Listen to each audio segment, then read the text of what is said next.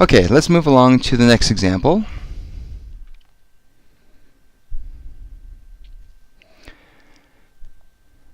Write out the left side, and this is 1 plus secant x all over tangent x plus sine x, and the right side is cosecant x. I'm sure would be pretty obvious that the left side is more complicated than the right, so we can start working on this. So I'd like you to pause the video again and really think about this to see if you can figure out what kind of strategy you can do to simplify this down. I do always suggest that if there's something like this, we got secant, we got tangent, and sine all kind of jumped in together there. Simplify things down to sine x and cosine x, and then hopefully that will allow you to see how to simplify it down a little bit easier. Okay, so pause the video now and think about it and come back in a couple of seconds to see the rest of the solution.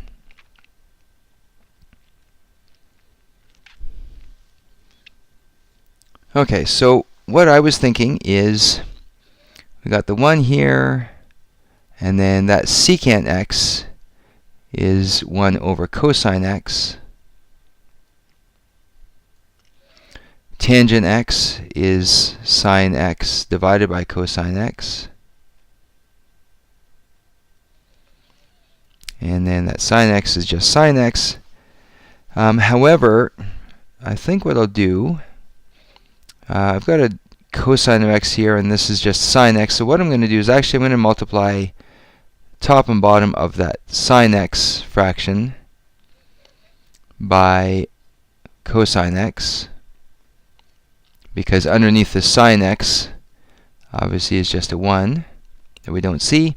And that 1, actually, instead of just leaving it as 1, I'm going to change that to cosine x over cosine x, because again I've got that common denominator of cosine x, so why don't we just move things around at the same time. Let's see if I can move this arrow. Nope, I'll move that way. Okay.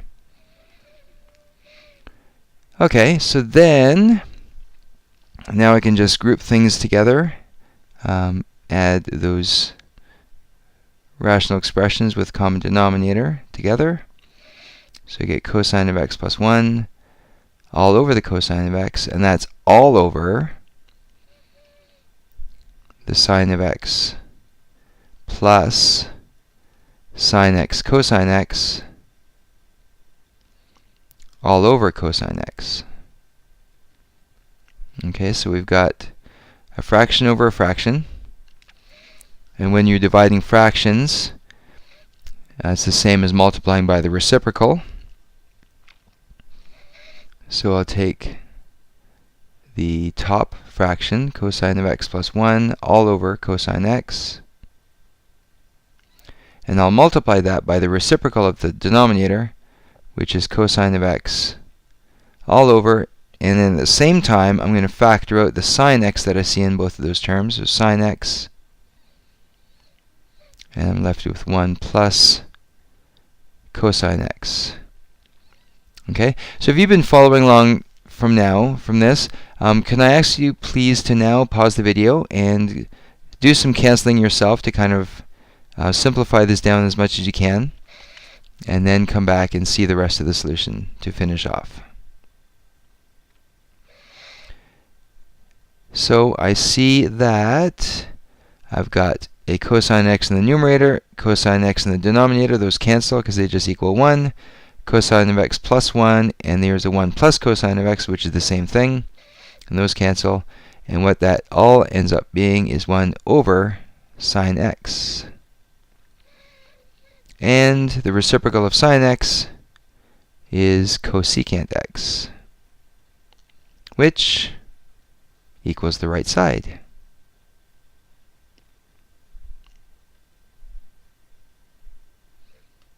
Therefore, one final statement, we've got 1 plus secant x over tangent x plus sine x, and that does indeed equal cosecant x. Alright, on to example D.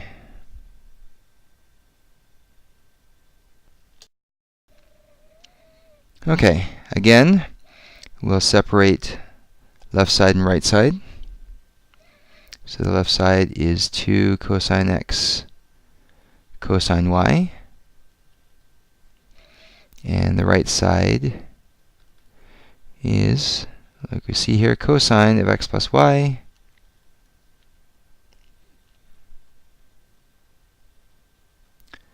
plus the cosine of x minus y. Okay, so hopefully these things on the right look familiar to you, and you'll probably notice that it does look a lot more complicated than the left side, so we can work on the right side now. So if we go back to look at our formula sheets here, notice that what we have in example D are compound angle formulas in cosine. So we just have to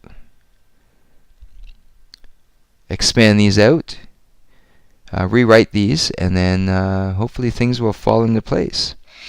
So the cosine of x plus y is the same as the cosine of x multiplied by the cosine of y minus the sine of x multiplied by the sine of y plus, and now for this part, that is equal to the cosine of x times the cosine of y. This time it's plus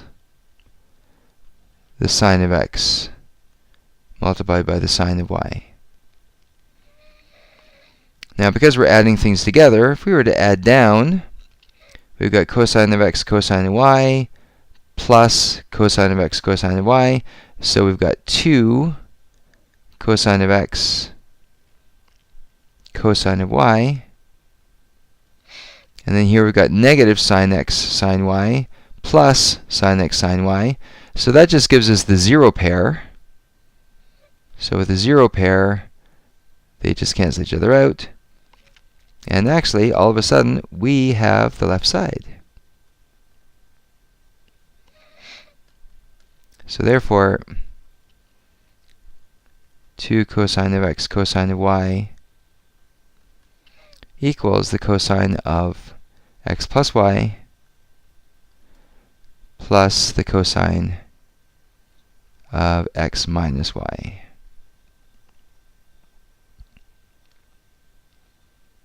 Alright, moving right along. We want to prove these following identities.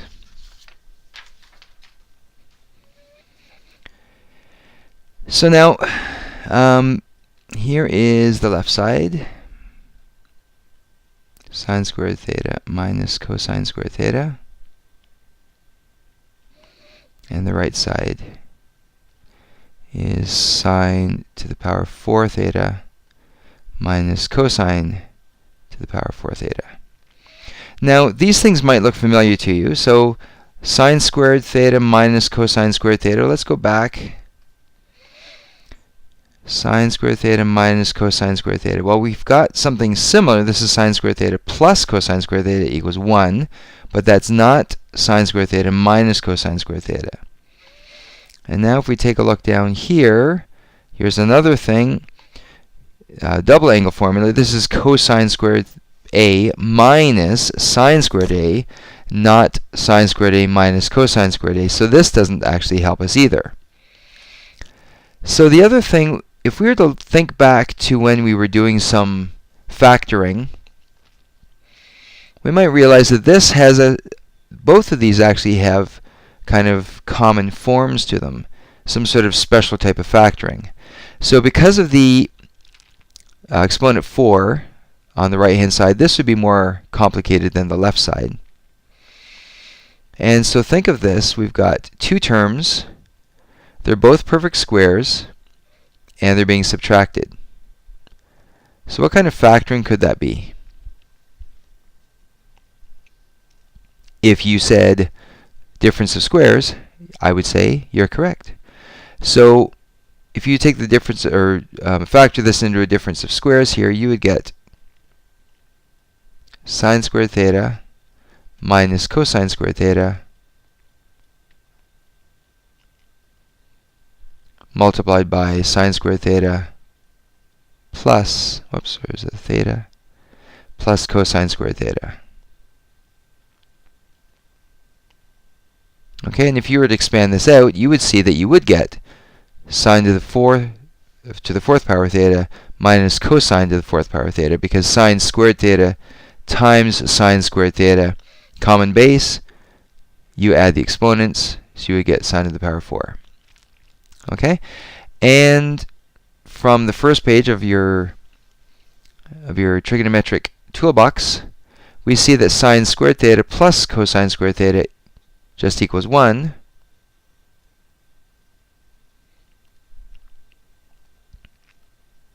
And then this just follows here, so we got sine squared theta minus cosine squared theta.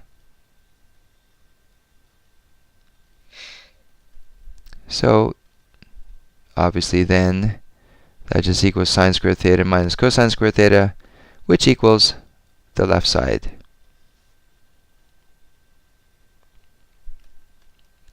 Therefore, the sine squared theta minus cosine squared theta equals sine to the power 4 theta minus cosine to the power 4 theta.